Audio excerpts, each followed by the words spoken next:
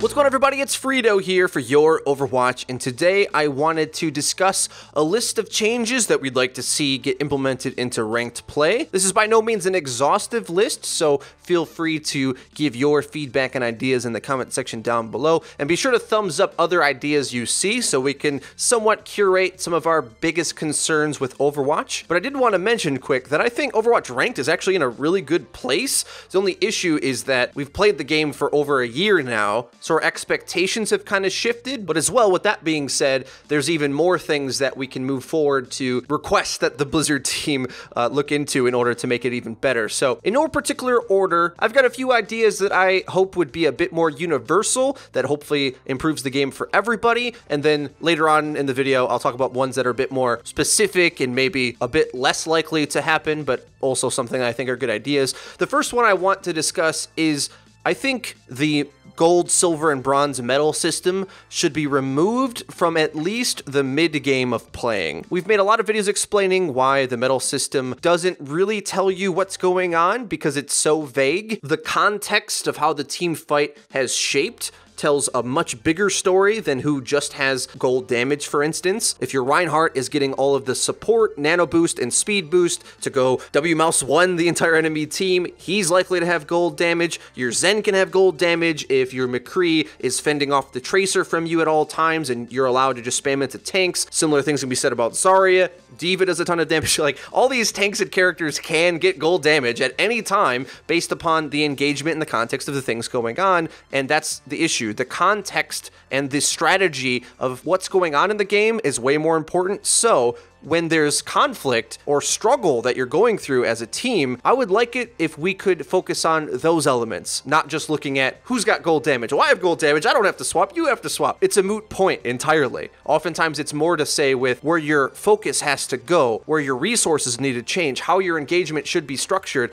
All of these things should be spoken about first and foremost before you start pointing fingers about who's got more damage. So I think a solution to this can be one of two ways: either a much more detailed scoreboard system that tells you way more things so you can see how much damage the Zarya is blocking, for instance, or the D.Va who's talking about her gold damage, is she blocking the pulse bombs or the damage from the Zen? Or even more specific, how many times has your McCree taken out the Tracer, for instance? So he's focusing on killing a 150 HP target and doesn't have the time to spam into the Roadhog's head to no avail. I'd love to have all that information and more at my disposal, but I think realistically speaking, it's probably best and more reasonable to just not show up your medal until the end of the game, because especially when the conflict happens most is when the medals are probably the most close. Yes, you have gold limbs with 2, but it doesn't mean anything, right? You're losing horrifically if that's the case. It doesn't matter who is taking part in the limbs. Half your team probably has the gold medal with 2. Okay, I hope we can all agree on that even if you like the medal system, they can hold off till the end of the game to reveal who has those. A little bit more serious now is moving on to my next point, which is I would like Blizzard to establish a clear code of conduct for what ranked is about. I know ideally they want to make everything for everybody all the time, but in Overwatch, when those philosophies clash, it makes for a mix that I think means that a lot of people are just going to be upset a big percentage of the time. Because if you want a more casual ranked experience, where everyone just kind of does their own thing, that's fine. But for the people who want a more competitive experience where they want to engage in creating team comps that are effective and work together, which I would argue is a large degree of the success you would have in a given match, those styles can't really clash together. And this isn't specifically about maining niche heroes or anything like that, but the expectation of cooperation towards what goal exactly? Everyone chilling out and doing whatever they feel like doing, or actually engaging in cooperation, which to some degree does require you to say, hey, FREEDO, switch off the Roadhog here, we really need the Winston, a more supportive pick. And that exact thing happened to me the other day, but at the same time, another teammate, he said, quote, the real problem here is negativity. Why are you trying to tell anybody what to play? Well, I wasn't offended by it for sure, and I think the guy was right, so I did swap to Winston. But I also am comfortable with engaging in that style of play. That's what the pros do. If you watch some of the pro pugs that have been going on Twitch, they'll ask, is the Lucio good here? Can we really run Orisa? And there's a bit of a team comp building debate that happens, which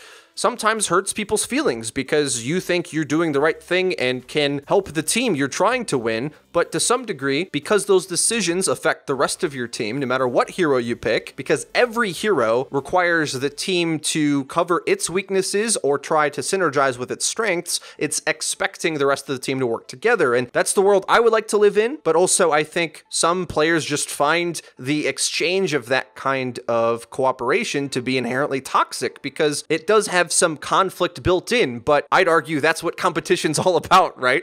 In order to strive to win, it really matters. When I played football in high school, if I didn't do my best job as fullback to block the blitzing linebacker, my quarterback would be on the ground and kind of upset that he just got the wind knocked out of him. So Overwatch definitely has those same kinds of interactions with them where one player significantly can affect another player's ability to do what they want to do or what they should be doing. So with that, I think then we can reach a point where the reporting system can do a better job of enforcing that. But because we don't have that, reports are just kind of getting flown out willy-nilly, and it seems like there's different rules based upon different scenarios, and it's like a really organic thing. And I think ranked would be more uniform if we knew what the rules were. And I think that would help every type of player, no matter what your preference is, because maybe I'm taking ranked too seriously, maybe the guy who wants to stay on Widowmaker and doesn't want to hear anything about hero swaps is doing the right thing. Who's really to say at the end of the day? I think only Blizzard. Okay, so those were my big heavy hitter ideas. Moving on, we've made quite a few videos recently about this, so I'm not going to get too much into depth, but some sort of role queue solution. If it isn't exactly a role queue, even if it's a flexible one, a soft role queue, some sort of solution so that there's a more reliable chance that you're going to be getting a tank and a healer at least on your team. And I think that would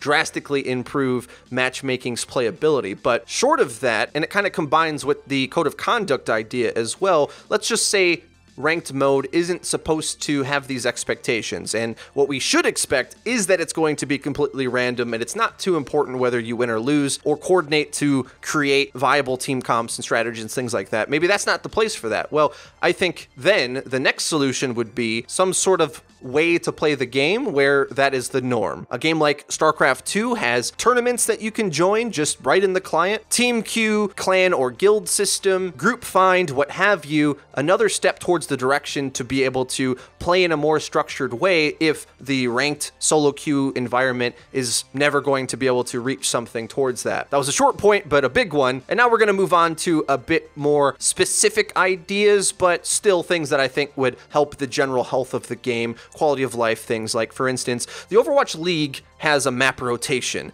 in that different parts of the season will play different maps because it's really difficult for pros to achieve mastery on like 13 plus maps over the course of a few months. And in order to increase the level of competition, they segment off which time period you'll play which maps. But I would argue that this is almost even more important for casual players because maps oftentimes are complicated in how you're supposed to be attacking them and what's the important positioning that you need to be holding in order to win them. And because we play all the maps seemingly at any time, I don't think the community has actually learned how to play some of these maps. How many times have you played Gibraltar, Numbani, or a 2CP map where you either didn't get first on the hybrid or you didn't get second on the 2CP or weren't even competitive to get close to get them? Because maps like Hanamura second or Numbani or Gibraltar first, where there's a big winning the high ground, attrition, close out the fight without dying component, it seems like in matchmaking, it's almost never really achieved, which is weird because on those hybrid maps, there's an entire other 2/3 of the map that you oftentimes aren't going to get to see because taking first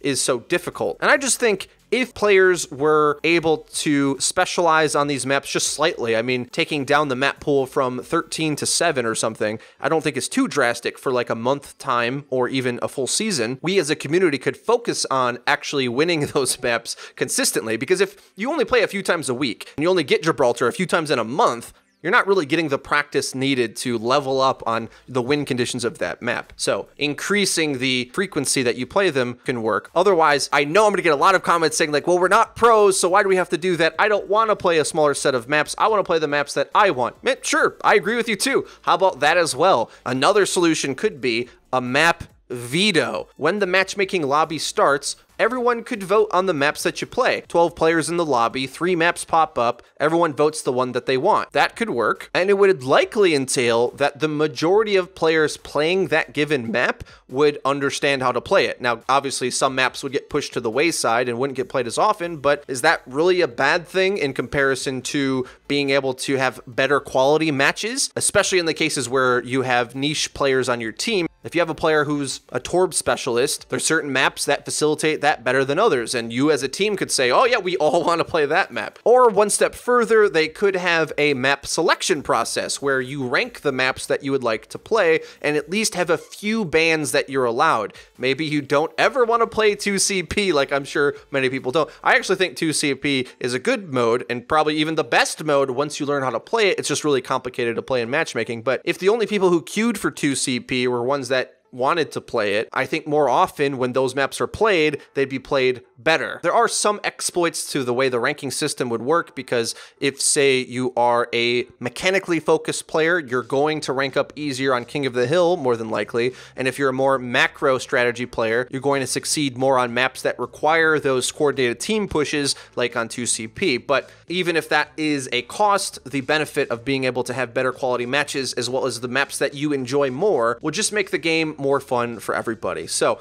moving on to a even more pipe dream-esque idea, probably one where the majority disagrees with me on this. I would like to see a hero draft mode. Overwatch has added enough heroes to the pool, and the game is well enough balanced, I believe, that a hero draft mode would be incredible. This is especially important, I think, for competitive and esports, because too often does esports come down to mirror matches, and I don't think any viewer really prefers mirror matches. It's definitely better than infinite pick when you had like multiple tracers on both teams. That was not really cool. But the similar effect kind of happens when you have the same heroes in every match for a given stretch, or even just something as simple as saying Oasis is the best Pharah map in the game, so you're just going to see tons of Pharah mirror matches, and if you don't, you're going to really struggle on that map. Whereas if there was a draft system, these maps could restructure from game to game, because you might go for a specific type of strategy with the draft that you take,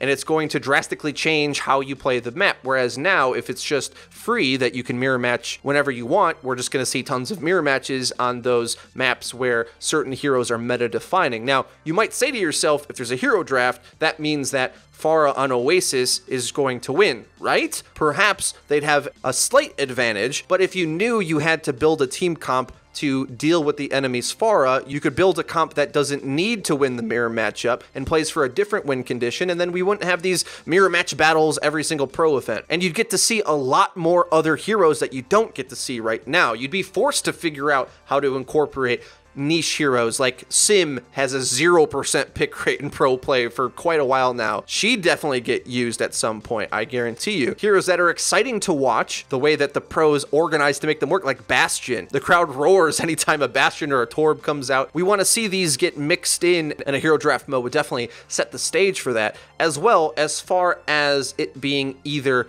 a ranked option or at least just a playlist on its own. It would be, I think, the most definitive ranked way to show who are the best flex players and the best players that understand the team comp aspect of the game, because that's not really a thing that applies in Overwatch Ranked, but it could in this hero draft mode. I haven't said anything about how I think it could work, because I think this is debatable, really, but I think if you had 9 picks on both sides, that means you have a full team of 6 with 3 swaps, meaning that the way that the engagements would work would be set. You could isolate the win conditions and the narratives of how those engagements play out, and it would feel less chaotic and random in at least watching the pros play in this mode, but also in your own games. There would be a bit more of a lopsided nature to things, but we would also have the opportunity to really dive into the complexities of different types of team comps. And maybe that's just something that the biggest Overwatch nerd in the world cares about. I'm talking about me, obviously, more than everybody else, but it's something that I would love to see, because I do think it would really help us engage with some of the beautiful complexity that Overwatch has to offer. Okay, a few more ideas just on the tail end of all of this. Small ones that that I've been thinking about that I think could just help out the way the game is played. First one being an ultimate charge exchange rate, because right now it's really difficult to ever swap your hero unless you just use your ult and died, because most other times you either aren't in spawn in order to swap, going back to spawn wastes a ton of time, or you do go to spawn, but you have over 50% of your ultimate and likely are going to get it in the upcoming fight, meaning that it's a big resource loss in order to swap at that point. So I'd like to see a percentage of an exchange rate that you could transfer over to your next hero swap. And as long as it isn't high enough to be abused, I think it could be a good thing and at least lighten the load of swapping your hero. Because there's also like a fun factor to this as well. Like, you want to use your ultimate ability. You don't want to have to wait another minute or two in order to get your next one. There's a whole fun aspect of it, but also a competitive one as well, where there's especially niche strategies that you try to come out with. The classic, we'll swap if it doesn't work idea. Well, if then your team mass swaps in order to get to another strategy that's more stable, well, now you're just at a massive ult disadvantage and you just lost the first fight. It makes the map so much more difficult to play, whereas this could encourage at least trying more niche ideas. And then if you swap when they don't work, you're at a bit less of a disadvantage. It still would be a disadvantage. And as long as it's not balanced so that like you charge Moira ult and then go to Zarya and get Graviton for free. It can't be like 1-to-1 obviously, but as long as you can transfer some of that charge, if say like there was a currency to it where you have Primal Rage, but you want to go to Zarya, so you get like, I don't know, even a quarter of it or something. I don't know, but anything more than 0 would be a good start. Couple other nitpicky things. A tactical timeout, I think, would be cool. There's going to be a lot of groans at that suggestion because no one really wants the action to stop, most of the time at least, but I think if most of your team, perhaps all of your team is in spawn, calling for a vote to have a tactical timeout, if everybody agrees, you can have a minute or two in order to stop and think about what the heck is going on. Because there's never time to pause in Overwatch, really, except for the 20 seconds or so when your team gets wiped and you're regrouping. And because Overwatch is played in this really intense pace, making any adjustments as a team is very difficult and costly. If you slow down to stop and think about anything, you're probably wasting time on your attack, or if you're on defense, the attack is coming and there's no time to wait. So if there was at least an option that in isolation you could call for a timeout, it could help you with that. Would it get abused somewhat? Yes, of course, but for its benefits, I think it outweighs the few times where someone would use it to BM the enemy team or something. Or maybe I'm just too old nowadays and the game's too fast for me and I don't mind waiting for a second, but that's my opinion anyway. And the last little change that I would like to see is some sort of solution to the transition spawn problem, where let's say you're defending Gibraltar, they take first, but you still spawn in the old spawn. Well, now they're just chasing you down because not only are you staggered out in like a 3v6, the doors are opening anyway, so they can't even get cart progress. So most of them can just go chase you down, get free stagger kills, and charge ults themselves. Either a way to maybe select the spawn that you want, which perhaps would require like a button prompt or something, but even if there was just